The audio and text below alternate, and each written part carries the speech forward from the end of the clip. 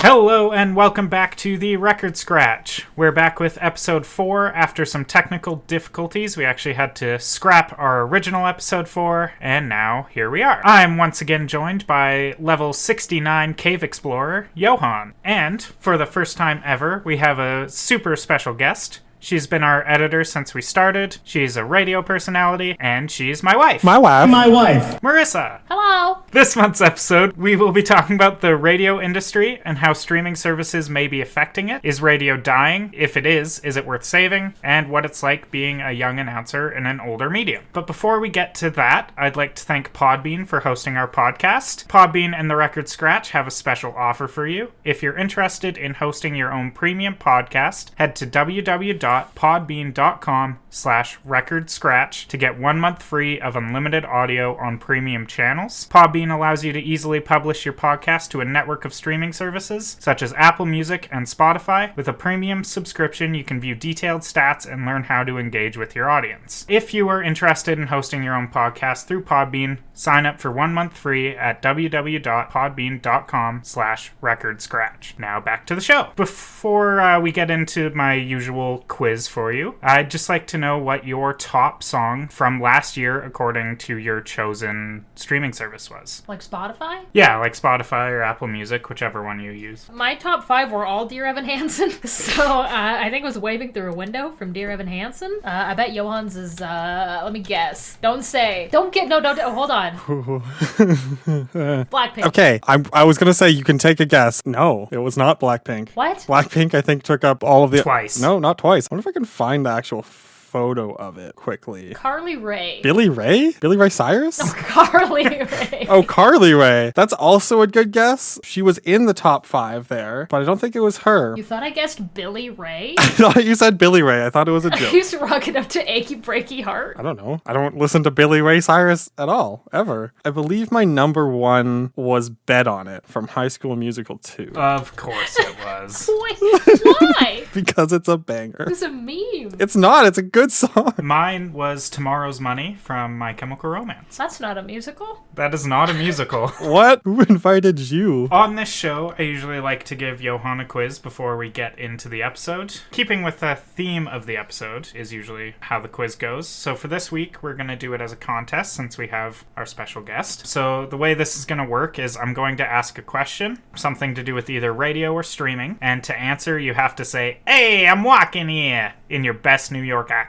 Sick. What was the most streamed song on Spotify in 2020? Hey, I'm walking here. Johan. I got an answer. Was it Bet on It from High School Musical 2? Hey, I'm walking here. All right. I buzzed in, but I don't have an answer. I just wanted to buzz in to reserve the slot of time. Billie Eilish. Incorrect. What? Both of you were wrong. It's Blinding Lights by The Weeknd. That should be obvious. What was the most streamed song on Apple Music for 2020? Hey, I'm walking here. That wasn't a very good New York accent, but I'll allow it. Was it Blinding Lights by The Weeknd? It was not. Well, what the hell? Hey, I'm walking here. Marissa. Was it Taylor Swift? It was not. So Billy Ray. It wasn't Billy Ray. It was The Box by Roddy Ricch. Oh. Who? I don't even know what that is. I don't know. As of 2018, what percentage of Canadians were still using traditional radio according to the CRTC? Hey, I'm walking here. Marissa. 85? Close. Johan, do you have a guess? 80%. No, you're further off, so I'll give that one to Marissa. It was 88%. I knew it was really high. Only 8% of people use satellite radio or something like that. In what year did Spotify come? Oh, was it like a Netflix thing where you rented the CDs? They sent them to you? I forgot about that. Hey, I'm walking here. Marissa. 2018. Hey, I'm walking here. I'm guessing. 2011. 2014. Incorrect. 2008. What? No. What? Show your work. I didn't hear about it till 2012. I'm sorry, it was I didn't know about 2008. it until 2014 at least. Actually, I heard about it in 2011. Stupid question. Okay, question 5. In the year 2000, Metallica famously sued what online music store? Napster. Hey, I'm walking here. Marissa. Napster. Correct. For some reason, I was gonna guess Jonas Brothers because I thought you said year 3000. Oh, I was gonna say that if it was 2000, in fact. It was not the Jonas Brothers. Jonas Brothers is not a famous music store. Who knows what Kevin has up his sleeve? So, Johan, you stayed on track with your normal record of not getting any right. Oh! Lost. And Marissa, you got 2 right. Thanks for coming on the show. I hope you have a good week. Talk to you never. That was mean. I apologize. I have a segment. This is my segment. K-pop reviews with Johan. It's my brand now. You might think that I'm going to talk about the Blackpink show.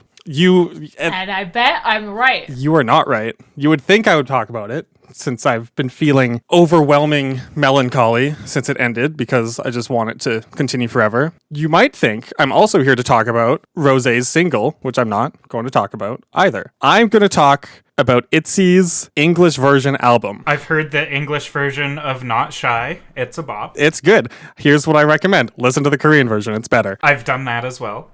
You have? Are you turning Garrett into a K-pop stan right under my nose? I did this all on my own. I haven't. This isn't me. I'm not the one corrupting him. He's doing this all on his own. So let me just run through the songs on this album. They did their main tracks from all their previous releases. So first, it starts with Not Shy, which is, in my opinion, the best. In my opinion, it is. This whole thing's my opinion. The best English version song that I've heard, even though I really don't listen to any other alternate language songs pretty much at all in K-pop. I don't know. They just usually are weird, and I just listen to the Korean version. Next, there's Wannabe, which normally is my favorite of all the ITZY songs, but not this time. This time... What a twist. Yeah. What a twist. This time, it's strange. The translation just, I don't know. The cadence in the chorus, it just, cuts off in the middle of the sentence, and I just don't like that. I just don't like the way it sounds. It weirds me out, and I just would rather listen to it in Korean. So it's not a cover of the Spice Girls Wannabe? No, it's not a cover of the Spice... I thought that, too. I just want to put that out there. I thought you were talking about Spice Girls. If they covered the Spice Girls, I would be all over that. But no, they have their own song called Wannabe, except for it's in all caps, and it's mostly in Korean. If you want to be my lover... You gotta get with my friend. No, it's I want to be me. Okay.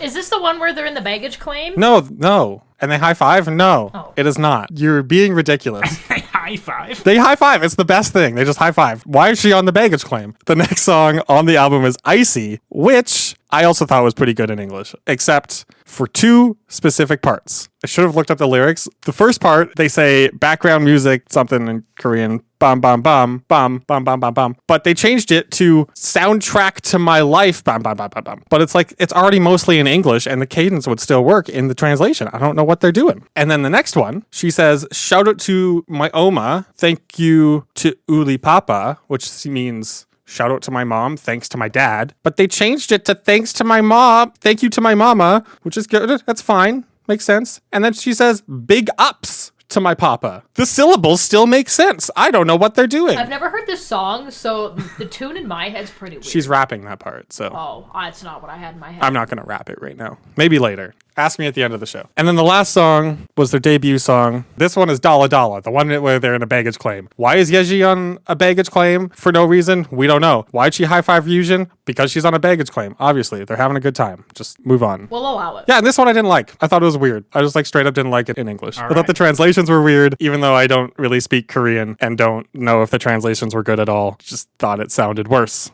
Is this something K-pop bands do often? Do they usually do an English album as well? It's mostly Japanese versions. Oh, okay. BTS has at least 1 Japanese version album. Twice has 3 Japanese version albums and maybe 2 albums and 3 just separate Japanese singles where they're just originally in Japanese, and Blackpink has a Japanese version. And the Blackpink Japanese version, I listened to it, and apparently Japanese and Korean are pretty similar because it just sounds like I'm listening to some sort of Twilight, what's that show called? Twilight Realm? Twilight Zone? Breaking Dawn? Yeah, the Twilight Zone. It's like I'm listening to some weird it's like I'm listening to the Twilight Breaking Dawn version of Blackpink. In summary, the Korean version is better 99% of the time. So it's better until it isn't? Yeah, of all the alternate versions I've listened to, the only one I like a little bit is Not Shy, unless you count the Steve Aoki mix of Mic Drop, even though that's not a full English version, it's just got more English lyrics. Anyway, stream B on Apple Music and Spotify or other streaming services. bump the numbers up. Put it on repeat, mute it, whatever. Just get those numbers up. Did you say Stream B? B, yeah, the new BTS album. Oh, Also, someone sent me the show DVD once that comes out. Also, Rose Marry Me. People who respect me listen to this podcast, so I'm going to stop talking and we can move on to actual things. well, thank you for that lovely segment, Johan. I look forward to future episodes. I'll figure something out for next time. I just wanted to talk about this article that popped up probably about 2 months ago when I first saw it. Fairly recently, a well-known guest radio announcer who worked for Chorus Media left, but she didn't just leave the station. She left the entire industry. And I actually have a few quotes that she posted from her departure, and I'll share a link to that when I upload the episode. So quote 1 was, "It will be no surprise to you that I'm gravely troubled by how easily most in our society have chosen to give up on freedom. Unfortunately, over the last few years, far too many topics have become unchallengeable, and the mob of political correctness thinks nothing of destroying a person's career and reputation over some perceived slight. I found that as a result, there are many topics I simply chose not to cover anymore. You rely on me to seek the truth and to give you my honest opinion. In this hypersensitive social media environment, I don't believe I can do that anymore. So it's time for me to go." So from what I gathered from that is she's saying that she can't work in radio due to cancel culture. Yeah, I just wanted to throw context up there. She was at one point the leader of the provincial, like far-ish right party as well. Oh, okay. I didn't know that. Basically, she just doesn't want to be in radio because of cancel culture. Marissa, do you think that cancel culture makes it hard for you to do your job? Sometimes there's things that I wouldn't talk about because I'm like, I don't want people to get mad at me for this, even though it really shouldn't matter. Or there are times where I change the way I'm going to say something because I want it to be perceived as vanilla as possible. Do you ever feel that cancel culture takes things too far, or do you think it's kind of necessary? No, cancel culture sucks. If you go on Twitter on any given day, someone's being canceled, and then you try to find out why, and there's absolutely nothing there. There's no concrete anywhere. Like, Chris Pratt was canceled yesterday, and Garrett and I were trying to figure out why. We couldn't find anything. There's no news article. There's nothing. Like, and then you Google Chris Pratt, and then there's nothing. Yeah, it's hard to find things like that on Twitter because by the time you find the hashtag, all of the hashtags are just talking about the hashtag, and I'm like, okay, I understand. What's Yeah, happening. exactly. Actually, I find most of the hashtags, by the time I see the hashtag, is taken over by K-pop stans. We gotta do what we gotta do. Is it you? Are you It's the all reason Johan. We couldn't find out why Chris Pratt is canceled because you have all these stan accounts? No, it's not. I don't have thousands of K-pop accounts. Okay, only a couple. Something about the way she worded her departure, though, just really kind of rubbed me the wrong way. Like, I feel if you have to quit your job because you're afraid of being canceled, maybe you should have been canceled. Yeah, I think cancel culture is there's like a razor's edge to what you have to talk about because I think it's fair sometimes to cancel people for things they've done, but there's also times where the internet blows it out of proportion. And sometimes people just make a bad joke. I mean, if she, like a radio announcer leaving because she doesn't want to get canceled, and, like, was she in the news? Like, was she a news person? I think she had like a opinion show. Like, I work at a station that does a lot of news, and people want to know a story. But if we don't tell it the way somebody thinks it should be told, or we say one word that rubs someone the wrong way, all of a sudden, like, we're bad at what we do, and we're bad journalists. And it's like, no, we just did a story and you read it wrong. So maybe that's where she's coming from. Okay, yeah, I could see that perspective. Yeah. Like, you wanted me to do this thing, and now you're mad at me for doing it because I didn't do it the way you would have done it. Yeah, that's a good point. That's definitely a fair viewpoint, and it could definitely be frustrating as a news person, news deliverer, to have a journalist, I think is the word I was trying to think of. Be frustrating to be a journalist and have people not like what you said because of the way you said it, but I think specifically in this case, knowing a little bit about her specific politics, I think maybe she is actually just afraid of. Yeah, and like that's the part where I'm like, oh, okay. If she was just a radio announcer, then it's like, yeah, okay, then maybe people are just nitpicking things, and she's like, I can't be in an industry that does this because I totally get that. But she's a politician, right? Maybe she wanted to like say the ideals or whatever it is for her political party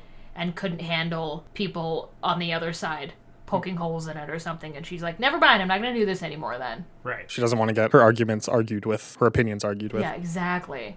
Yeah. It could also just be a mixture of both. It could genuinely be the thing where if you're afraid of cancel culture, then maybe you should be canceled, mixed with like it's frustrating to try to get their words across properly and have people be upset that they're not happening properly. Our station recently did a story about crime of some kind. In the official police report that gets sent to the media that we dissect and put out to the public in words that make sense because it's sent to us in like legal jargon and all that. We use the term assault rifle because that's what was said in the press release. And there's this comment that got so many replies agreeing with them. They're like, how dare you use the term assault rifle? Like, you're just making it sound more scary than it needs to be. Assault is an action. And it's like, what are you talking about? Why are you angry at us for saying assault rifle? That's what it's called. Yeah, you get all the people that say there's no such thing as an assault rifle. It's like, oh, that's what the police said. And with the pandemic, it's just been escalated so high where all of a sudden we're creating this fear, even though we are in it just like everybody else is. Yeah. We'll move on to some softer topics. So, Marissa, you started in the industry while streaming services were just becoming kind of more mainstream in the way people consume music. Do you feel that the industry has shifted at all since you've started in it? I wouldn't say radio itself has shifted. I think we've just had to adapt in a way. Radio's like a whole different beast because in streaming, like it's just song after song after song, and that's all there is. There's no meat to it. If you just want to listen to music, then whatever. But now radio stations, they're all about those apps. But it's just the same radio station. Like, it still has commercials because that's how it makes money. And now we're on your smart speakers, stuff like that. Industry itself hasn't really changed to compete with streaming because, I mean, we just discussed that 88% of people still listen to the radio, so we haven't had to. When people are like, this is why I listen to satellite, the FM radio's garbage, and it's like, well, sir, like 88% of people still listen to this. And the thing with this that rubs me is such the wrong way when people are like, this is why I listen to satellite radio, more music. The commercial breaks on an FM radio station are like at max, like 4 minutes. That's 8 commercials. They're definitely short. But that's like one song. You get one song more. An hour. A whole hour, you get one song more. Do you feel radio will have to change something to be able to compete with streaming services? I mean, maybe? I was just trying to find out the stat for people using free Spotify versus Spotify Premium, because I feel like specifically Spotify, I don't know how other streaming services work. I don't really know how Spotify works either, but I think there's a lot of people who use free Spotify, which still has commercials in it. Yeah, it does. I tried using free Spotify back when I was first getting it and got tired of it. So it's disruptive for sure. Absolutely. But also, a lot of these businesses that advertise rely on this advertising. I'd love to know the number of people or like the stat of how effective a radio ad is for the mom and pop bakery down the road. Right. Yeah, I was going to say a lot of the radio ads are for local businesses as well. On Spotify, you're getting ads for like Spotify. That's what the whole sales team at a radio station is, just there to find local businesses to advertise. There's a whole separate team of people that do like the McDonald's and the Ford and all that. That just gets sent to a radio station already done. You just have to put it in. The station has nothing to do with those. Those come from like the corporate office or whatever. If you got rid of radio advertising, you would get rid of so many people, because you would get rid of the salesperson, you would get rid of the writer, you'd get rid of the producer, and you'd get rid of whoever voices it. Like, it would go down the whole thing. Right. I would assume that there's a pretty decent percentage of people that just use the free version. So kind of along the same lines there, Marissa, how do you think podcasts, formats like this or other podcasts, have affected your career? I've heard people say they love podcasts, but they wish that it had music in it. It was like the most bizarre thing. That's just radio. I think podcasts fit in really nicely because it's like, it's just the announcer at this point just talking about something that you're really interested in. Like true crime podcasts, that's probably why they're so big, is because it's just uninterrupted theories and facts. Yeah, like I can say my favorite podcast is horror themed. They find real spooky stories. They talk about that. A lot of radio announcers have their own podcasts because I think if I do the math, in like a top 40 format, the announcer talks for maybe 2 minutes, maybe maximum 3 minutes if it's not a morning show per hour. And if they really want something to say, if they have a topic that they really want to get out there, that's not enough time. Because you either have to do it over a song or you have to do it in between the song and the commercial, which only gives you a tiny bit of time. Kind of what you're saying is a podcast is like a more evolved version of your radio show. Yeah, the music. show itself, yeah. I would almost argue that podcasts cut into the talk radio numbers more than like FM and music type of radio. Yeah, but a lot of talk radio is like politics and sports. Like that's what I think of when I think of talk radio. Yeah, like if the local sports station, if there's no game that they're broadcasting, they just talk about sports all day. And so you could find a podcast where they talk about sports for an hour and probably only the sports that you care about and not everything, and listen to that for an hour instead of just listening to, the sports station all day. Yeah, like if you were to listen to a sports podcast, it's going to be the very broad, the whole spectrum of sports altogether. Like maybe it's like a hockey hour or whatever. But if you were to listen to a sports radio station, you're going to get the team that you probably cheer for. Yeah. If you listen to sports radio in Canada, they're probably only going to talk about Canadian teams, which maybe that's what you care about. Like maybe you don't want to hear about Chicago because you don't live anywhere near there. You don't even know the team. Yeah, but if you wanted to listen to the Chicago sports podcasts because you care about the Chicago teams, then you could go find that, You right? just really love the Chicago team. There's a whole podcast dedicated to just Chicago. Yeah, maybe you love the Blackhawks and the Cubs and the Bears or whatever they all are. I was going to say the same thing with like news podcasts, or maybe I guess news podcasts might not be as breaking as actually just listening to the news on the radio. But if you want a deep dive into specific news stories, you could listen to a podcast about it instead of listening to the news on the radio. But people doing that are probably listening to both anyway, if they care that much about news. Yeah, I feel like for a news-based podcast, it would have to be like a really interesting story. I've heard of a few, but I don't remember what any of them are or what they do. If somebody wanted to start a career in radio, what advice would you give to them? You really have to be willing to take critique. And it's not only going to come from peers in school, because you're all technically competing against each other for a job. It's going to come from your boss, who's going to have some sort of critique somewhere, and you can't take it personally. It's going to come from the people who listen to your station, because there's always going to be somebody who's like, who is this person? You are garbage. And you're not garbage, and they just didn't like what you talked about or what you said or something like that. But if you go into radio taking everything personally, then you're gonna have a bad time. If your boss critiques you over something and then you're just having a bad day the rest of the day, this is not the job for you. You work in food and beverage. Like, what kind of critique do you get? I mean, any job, you're going to have to be willing to take criticism from your boss and also your customers. I mean, you could get people coming in, like at a restaurant or something, you could get people coming in and being like, this food tastes bad. We could make a beer specifically, there's so many different types of beer and so many different things that people enjoy. So if we made like a IPA, people could be like, I hate IPAs, never make an IPA ever again. And then have people come in and all they want to drink is an IPA, right? It's the same sort of thing. Yeah, I work in retail management, so I hear everything. What kind of critique do you get? Someone comes in and says, these pants look dumb. Don't sell these dumb pants. I've had stuff like that, yeah. I hear everything. Like, why is this so much money? Like, I don't fucking know.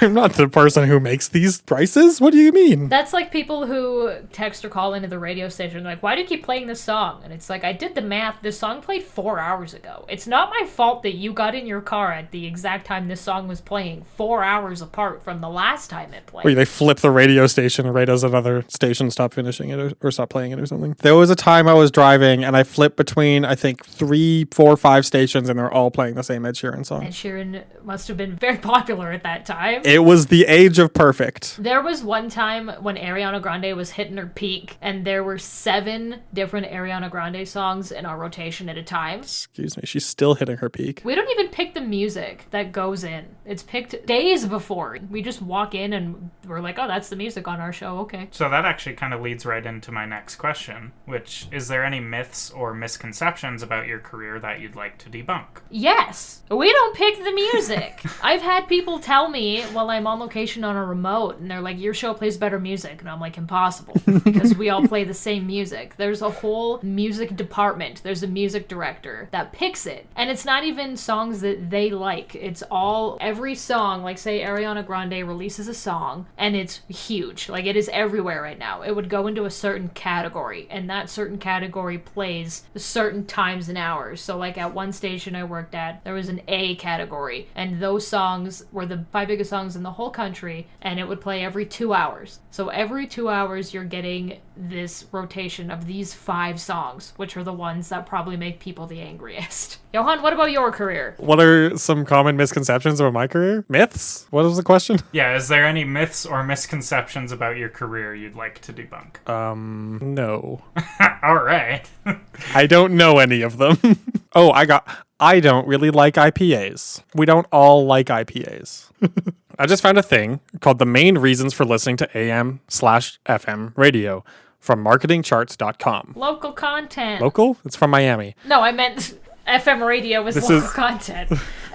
For local I get it. Okay. I was like, what do you mean? This is the percentage of people who say why they listen. So it's like based off of people answering. The top answer is easiest to listen in the car. It's free. The DJs/host/shows. Farther down, feel a connection with the radio. Okay. Keeps me company. Yeah, that's a big one. Yeah, where you actually have someone talking to you. It feels a lot more personal than songs. And they're driving alone. They say that it makes them feel better to hear a person because it's like we're keeping them company, and they also know that if something were to happen, they could call us and we'd answer. Oh, yeah. Also, Spotify has, as of February 2020, 248 million monthly active users, but only 113 million premium subscribers. How many was it total? 248 million monthly active users. 200 million. And 113 million premium subscribers. Okay, yeah, so most of them are using the free version, which has ads anyway. Yeah. None of those ads are local as far as I would know. On average, Spotify's active users listen to 25 hours of content monthly. It's like a whole day. Also on this list is what's going on locally. So it is a great way to hear about local things. There's also to be informed in an emergency, which is kind of goes in the same thing. Weather, and traffic, that's also the same. And then there's escape pressures of everyday life. That makes sense. I mean, I always try on my show specifically not to talk about something that you've seen everywhere already. Obviously, at times, it's like, this is really big. Like, obviously, I'm gonna say something about it so people know that I'm informed and I'm in with the times. But then I'll just throw in a statistic of like, what was it? 70% of men in this one survey say they grunt every time they get off the couch. Every time. Then I'm like, that absolutely has to be true.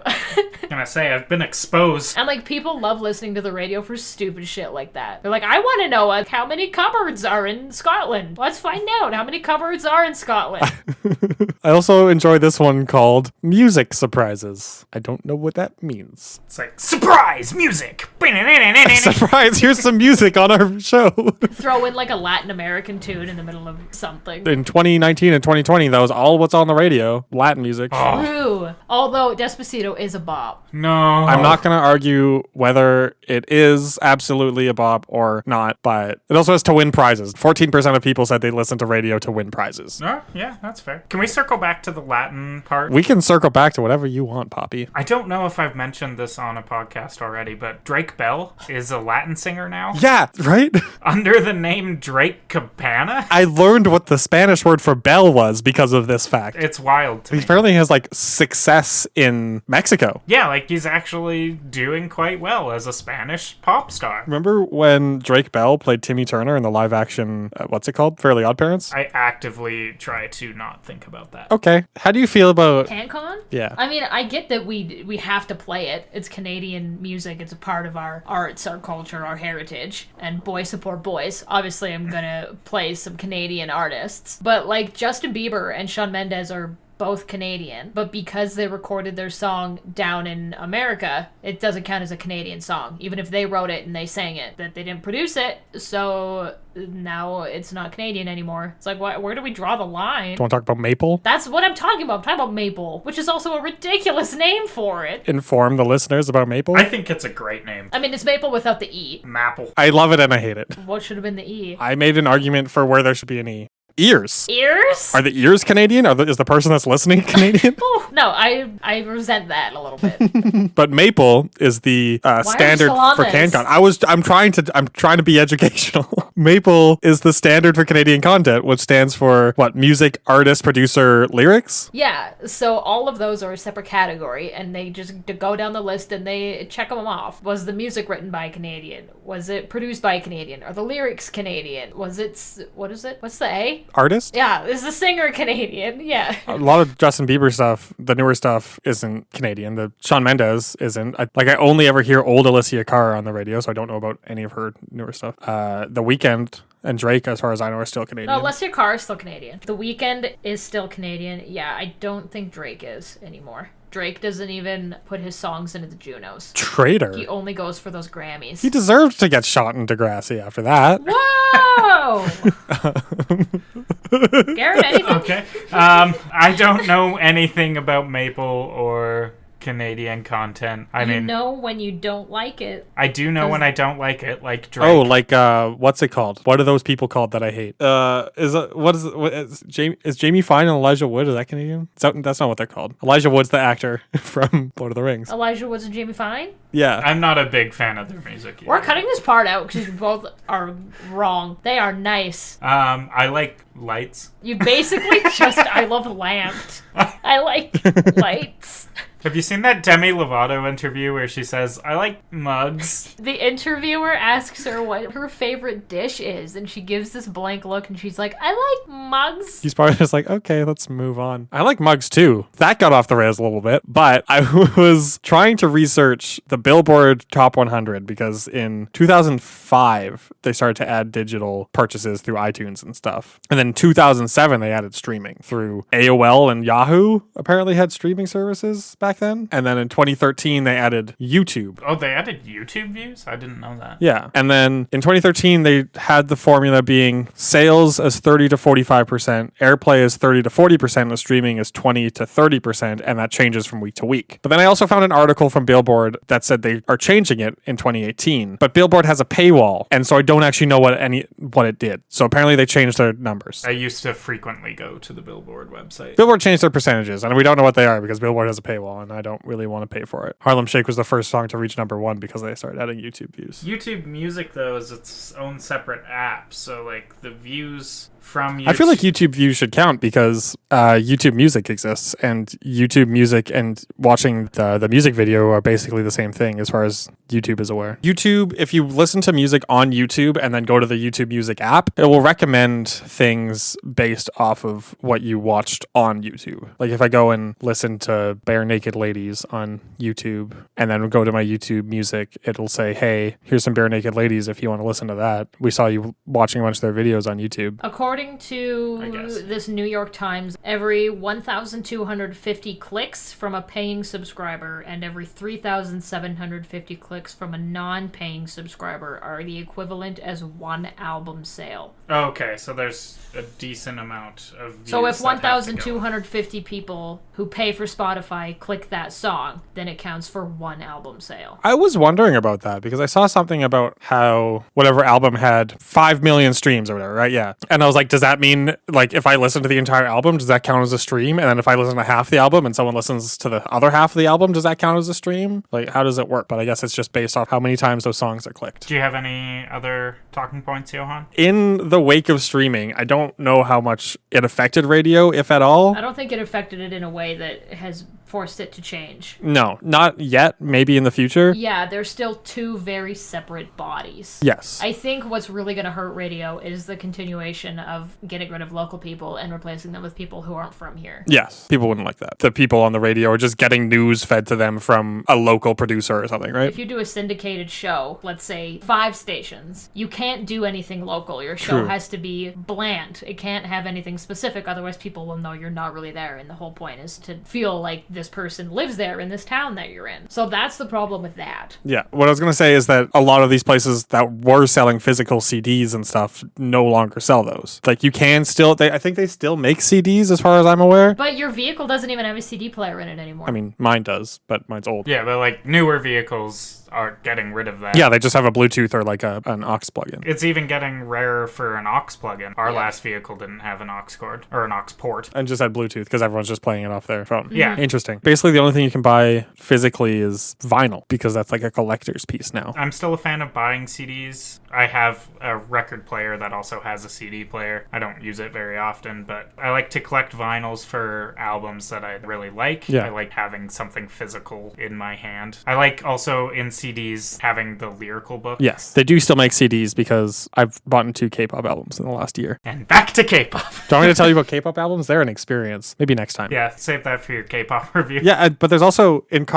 some newer cars, they have like Apple Music or Spotify built into the car, right? So Oh, Cars. I thought you were talking about the movie. The movie Cars. In Cars, in the newer cars, they have Spotify or Apple Music built into them. I was like, what are you talking about? yeah, remember when Lightning McQueen repped Spotify? Do you want to do an episode on cars? No. I've never seen Cars and I absolutely don't not. want to. Ka-chow. What? That's his catchphrase. That's his catchphrase. You would have known if you'd seen Cars. Yeah, if you would see I thought his catchphrase would be vroom vroom. That's copywritten. I'm a car. Vroom vroom, I'm a car. No. He goes, ka-chow, Lightning McQueen, ka-chow. And then his rival goes, ka-chinga, ka-chinga. Is that true? Sounds like a slur. Is that true?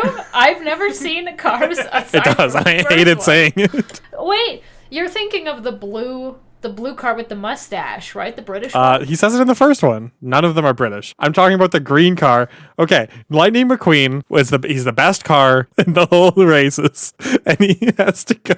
He gets lost, and then his rival is winning, and then his rival is getting all the sponsorships and all the money, and his rival's like, well, he had a cool catchphrase, ka-chow, so I'm gonna make one. So he goes, ka-chinga, ka-chinga. Is this real? Yes, it's absolutely real.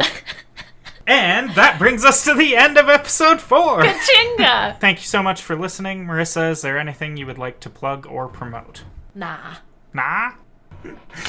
We have launched a new series called Scratch Reacts, where we're reviewing each episode of WandaVision, so make sure you check that out. And as always, don't forget to find us on our socials, Twitter at Scratch_cast, on Facebook at The Record Scratch, on YouTube, which still has a typo, at The Records Scratch. My personal Twitter is at Garrett103, and Johan. My Twitter is at Johan Berg. You said that so sultry. But you may recognize him as the #1 Rosé fan. Apparently, I read today that she prefers her real name, so I should change it to #1 Park Chae-young fan. Marry me, please. Thank you again for listening.